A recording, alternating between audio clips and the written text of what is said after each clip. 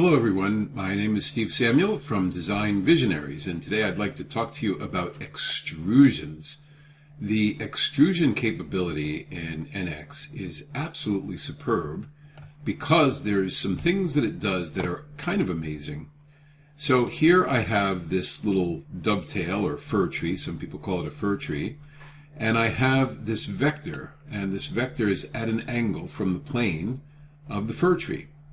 And so I want to extrude it along that vector. And so I select connected curves, and it selects like that.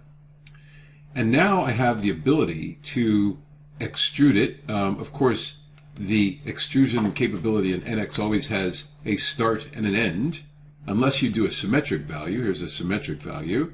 That's nice. But as you can see, when I select the vector, it will extrude along that vector, and it will skew the whole thing, and that really comes in handy. So now the other thing that I think is so cool about the extrusion command is that you can set it to use a value, let's say 5, and then you have an option of value from start limit. So I can say that one of the dimensions is 5. It's going to be 5 inches off of the plane that I started with, in the direction that I say, and then I can add another 2 to that. So I don't have to type in 5 to 7 to get the 2. I could say 5, and that's where it is, and then there's 2 above that. So that's really, really cool about the extrusion command in NX. It's one of the cool things. There's a lot of other cool things, but I'm pretty impressed with that. It's very difficult to do in other CAD systems.